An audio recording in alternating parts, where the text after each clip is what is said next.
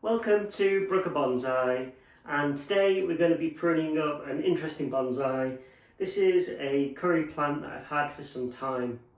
I've been developing it for about 4 years as a bonsai, and I really like how I can take something that can be used for cooking, a bit like some of my rosemary or my thyme bonsais, and turn them into something that looks visually interesting. It's a really fun tree to work with. As you're pruning, you get these really nice smells of curry, and the tree responds really well. Last year, I pretty much cut off all of its roots. It had quite a gnarled root base, and it's grown an entirely new root base since then, and it's doing really well. I also, twice a year, pretty much cut all the foliage off, which you'll see in the video, and then after a few months, it bounces back to something like this. So it's early winter in the UK, we're in December now. It's time to come in and do some winter pruning, do some branch selection and get the tree set up for spring so that when it starts to grow really vigorously in kind of early April time, we're only growing the branches that we need. So let's zoom you in and take a look at the tree now. So here's the front of the tree. You can see we've got a branch coming off to the left, a branch coming off to the right, and then the trunk carries on up. As the tree has kind of grown, these branches now are quite close to each other, so I might have to look at that today. Coming round to the side of the tree, to the back, you can see which side was facing the sun. Everything's kind of bending over this way, so when I put it back on the bench, I'll have the back facing towards the sun. The side of the tree, and back round to the front. So the first step for winter care is removing the moss and also de-weeding the surface of the soil. This makes sure that the soil doesn't get too damp over winter and is allowed to dry out. It also helps me check the tree for any insects, and look for any problems that I might want to catch now. So this is quite a perlite heavy mixture we've got here.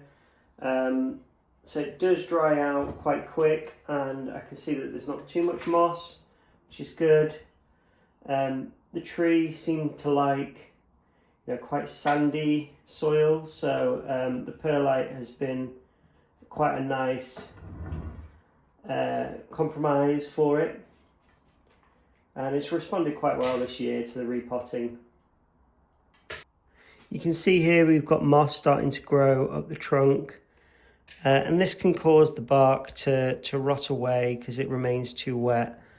It won't really impact the health of the tree too much, but it does kind of ruin that bark texture that I'm looking to create. So I want to make sure that I just remove any of the moss and just clear away a bit of soil from the trunk because I repotted it this year, and I kind of buried the tree quite high, and now it's time to remove it. You can see we've got some big pruning scars here that are starting to heal, and we've got some really nice live veins that are growing around it, and this will contribute to the interest of the trunk. I'm just going to remove all this moss. And this is all grown in naturally over the course of the year. I don't moss my trees. I'm based in Oxford in the UK, and we get a lot of rain, and some moss grows pretty quickly on my trees. I'll probably find that before spring there's another thin layer of moss starting to form. So that's the tree now all cleared up. The soil is nice and tidy. I did see lots of really nice fine roots that are growing along the surface, and this will help contribute to that nice tapered trunk and make the Nabari look very kind of mature. So I was really excited to see that. The next step now is to come in and do some initial branch selection, begin pruning up the tree, and I need to start looking at these two branches that are close to each other and making a decision whether I want to remove one or keep it. So here's the branches that I was referring to. You can see that they're not too close to each other. However, they're getting pretty close now. So we've got a nice kind of mature branch to the side here with ramification, and a less kind of ramified branch, but with a lot of nice movement. So the first thing I need to decide is how tall do I want this tree? I want to kind of keep it maybe a little bit taller than this, and that helps me understand where I would like that first branch. So looking at the trunk, we can see it kind of comes up, and we've got a nice first branch here and one kind of sticking up here as well. So I think for the health of the tree, what I'm going to do is remove this thick trunk. So I'm going to come in and just cut it off. Just going to come in and tidy up that wound so that it's as flush as I can get it. And this will help the tree grow around and heal nicely. What I'll expect to see is some more of these live veins begin to grow around it as the tree grows up. There's a stub there I can remove. So you can see now the tree looks a little bit one-sided, but that's fine. We can grow something much higher out to the side here. We'll probably, now that we've removed the branch here, we'll probably get a load of buds kind of starting to form around the side also. So next we're going to prune up this branch. We've got a branch that's kind of growing to the front, which we don't want, so I can remove that. Coming along the front branch, we've got a whorl. I'm going to remove the upward growth. And these two branches at the back are kind of quite close to each other. I'm going to remove the back one. Now I have found with curry plants that if you kind of tip them before they've ramified, they tend to die back. So I want to make sure I leave a nice growing tip on the end of those branches so that the tree doesn't shed it and I don't lose this bottom branch. Got a really vigorous branch at the top here. You can see this branch here. You can't wire these branches because they'll just die. So all I'm going to do is, we can see we've got some growth beginning to form here. I'm just going to cut it back to that healthy growth, and that should force the tree to back bud. Going to remove a stub.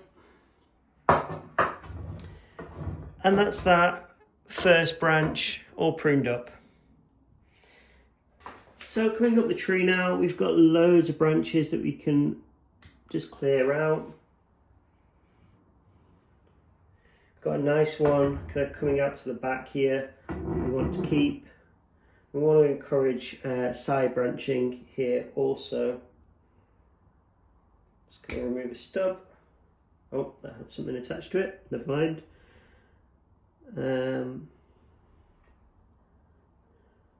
And we don't need this branch here. It's kind of shadowing over there. Got a branch that sticks back in towards the tree. We don't want that. Want to remove that one.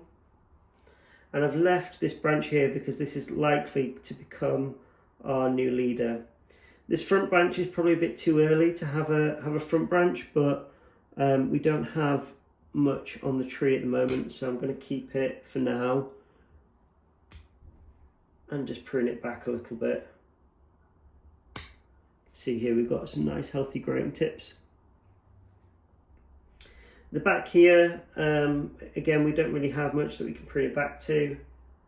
We've reduced it back to its bare branch structure, pretty much just a side branch, a main leader, a back branch which probably we'll look to keep, and this front branch which, thinking about it now, I'm going to remove.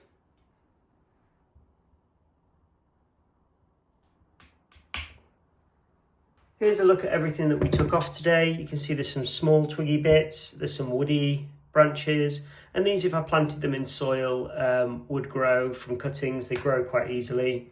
So lots of woody kind of possible cuttings that I can use.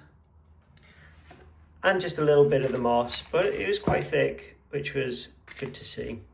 So that's the tree now all pruned up. You can see that we've taken it back to its bare bone structure. but we've got a nice initial branch beginning to form. This branch here isn't really going in a good direction, but we'll have to wait for some back budding. We've got a back branch now that will form part of the tree structure, and a leader running straight up the middle. Coming in spring, this tree should start to flush out and all of those branches will begin to grow. Because we've removed so much, the tree's going to get a lot of light, and this will cause further back budding and give us more choices in the future. So let's zoom you in and take a 360 view look of the tree now. So here's the front of the tree, coming round to the side, the back of the tree, to the side, and back round to the front. So if you've made it this far in the video, thank you for watching. If you enjoy content like this as much as I've enjoyed making it, don't forget to give us a like and a subscribe in the bottom right hand side of the corner. And look forward to seeing you in the next one.